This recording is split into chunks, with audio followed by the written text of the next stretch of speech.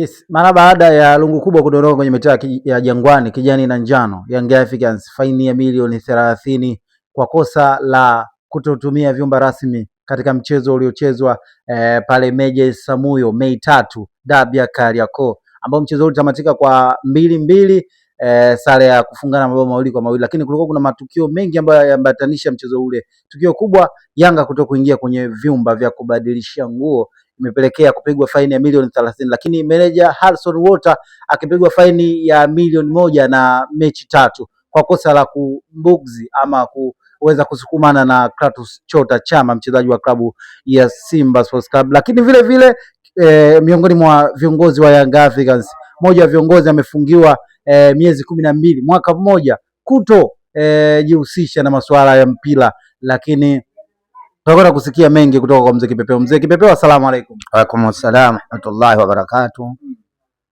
Si tupo, tunamshukuru Mwenyezi Mungu, tunaendelea. Kuna maswali makuu mawili ambayo umenieleza au umeniuliza. Nasema kwamba hata msemaji wetu haya yalikwisha jibiwa na msemaji, akasema kwamba kama viongozi watakosa wanayanga kuingia nyumba ya jirani kwenda kubadilishia nguo badala ya kwenda kubadilisha dressing room, tulifanya yale tukiwa na maana yetu na sababu zetu za msingi, na tuliyoyaona ndiyo yalizotupelekea sisi tuende nyumba ya jirani. Uliona nini? Anajua mimi nanukuu maneno ya msemaji. Yes. Sasa tumefanya tuliyoyafanya, na kama itagundulika kwa au ikajulikana kwamba ni kosa, tuko tayari kulipa fine katika kosa hilo. Na leo kupigwa faini na Yanga ikakubali kulipa faini hiyo, ina maana kwamba kweli lilifanyika kosa, na ndio maana wakalipa faini hiyo, sina doubt. Isipokuwa kwa upande wa manager wa timu Harrison Walter, mimi naweza nikasema kwamba kidogo kuna maonevu, kaonewa. Sheria ni msumeno, inatoa unga mbele na nyuma, na watu tumeona. Lakini masaa 72 sijui 70 ngapi waliotoa adhabu hiyo, inaonyesha kwamba macho yao yameona sehemu moja, kwa sababu Chama na manager, sio manager kamsukuma, wamesukumana na kila mtu kaona. Na wakati walipotokea waamuzi, walipokwenda kuwatenganisha watu hawa, nusu walikuwa kwa Chama na nusu walikuwa kwa manager. Maana yake waliwatanua wasiendeleze maafa watakapopigana. Cha ajabu, alionekana anakosa ni manager. Chama alichokifanya ni sahihi.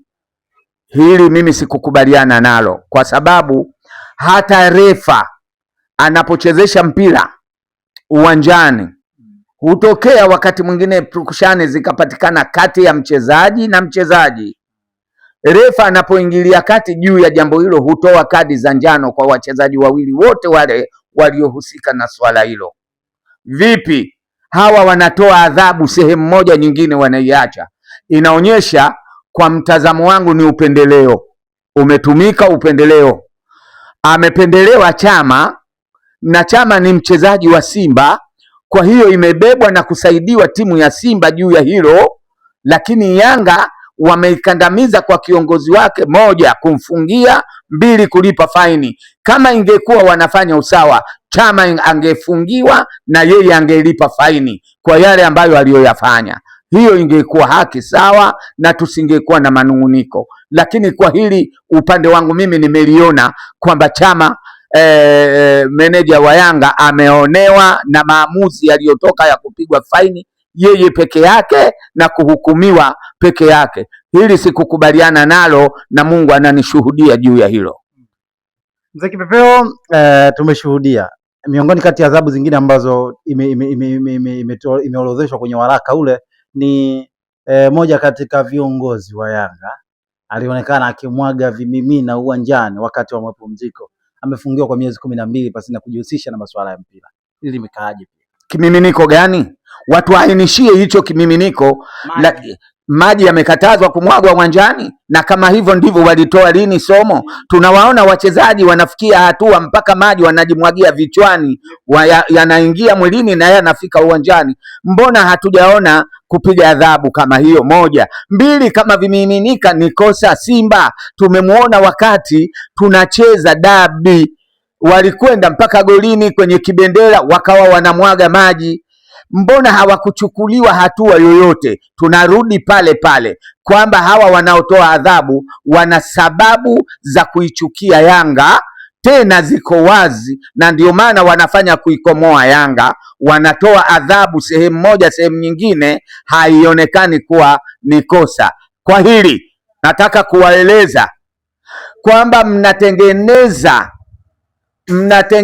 sifa mbaya, na haya yanayotendwa tunayaona, tunayashuhudia na yanakaa katika memory zetu. Jueni kwamba uongozi ni mbio ya vijiti. Sasa mnatengeneza uongozi wa visasi, mnatengeneza uongozi wa visasi. Laiti hata mimi mwenyewe kama ningepata nafasi ya kuwa kiongozi, ningelipiza kisasi hiki mnachokifanya. Matokeo yake mungelalamika sana, kwa sababu mnakuwa wepesi wa kulalamika.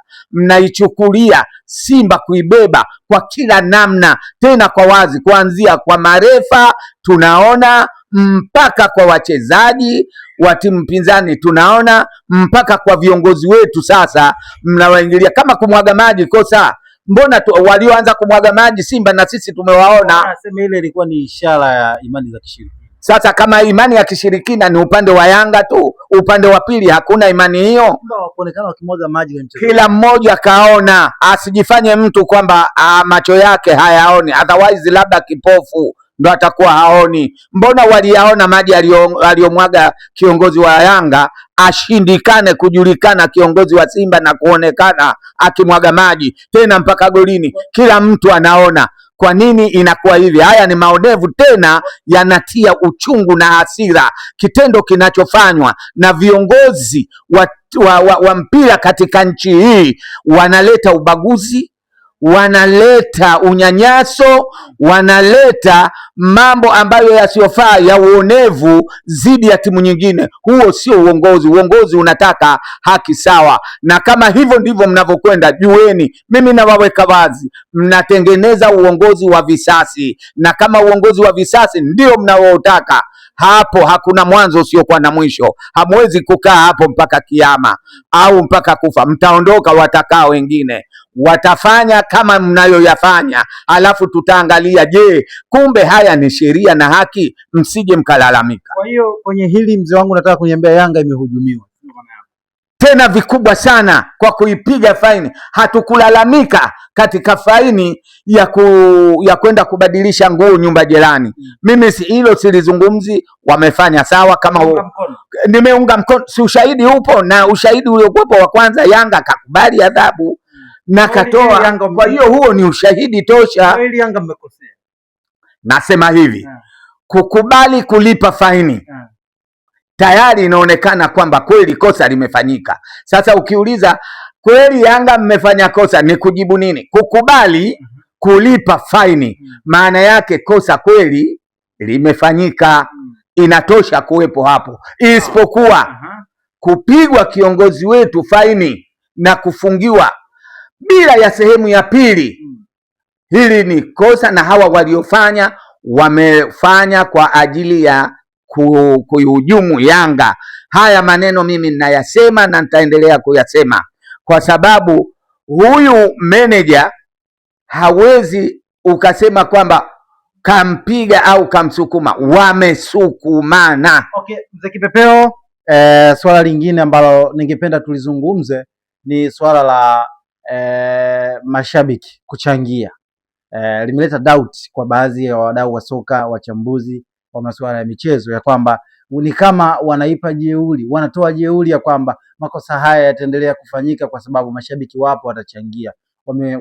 Wamejaribu kuzungumza hii wakielekeza kwa viongozi wa Young Africans, kwa hiki ambacho kinafanyika, watafanya kosa lingine na namna hii wakiamini kwamba mashabiki wapo watachangia. Kwa hiyo yatakuwa makosa yanafanyika kwa makusudi ya kwamba mashabiki wapo wanachangia. Hili limekaaje mzee wangu, una lipi la kuzungumza kwenye hili? Mashabiki wa Yanga, viongozi wa Yanga, wachezaji wa Yanga. Kwa hiyo mshabiki wa Yanga kutoa pesa kwa niaba ya kiongozi wake au mchezaji wake sio kosa. Sikaamua kumlipia, si fedha zake mwenyewe, sehemu ya matumizi ya fedha zake kalenga kulipia, utamhukumia pesa zake, atafute namna ya kutumia. Mwenyewe kaamua kutumia katika njia kama hiyo. Mimi sioni kama mashabiki wana makosa. Tena niko pamoja nao. Mimi sema sina pesa, na mimi ningekuwa na pesa ningechangia. Moyo wangu unaniuma sana kukosa pesa. Laiti ningekuwa nazo na mimi ningechangia katika hilo, kwa sababu naichangia Yanga. Mimi ndo mwana Yanga, wachezaji wa Yanga yangu, viongozi wa Yanga yangu. Kwa hiyo kuwachangia ni sehemu ya matumizi yangu. Asiniingilie mtu katika matumizi yangu, haki wanayo, na huwezi ukamhukumu mtu eti midhali umemlipia atafanya makosa. Kila pale atakapofanya kosa wewe muadhibu. Wewe unachotaka nani wa kulipa, au unataka kulipwa? Sisi tunachojua kwamba wewe unataka kulipwa, unalipwa. Usitafute pesa ya kulipwa imetoka wapi, sio kazi yako. Mimi nikushukuru sana mzee. Asante sana.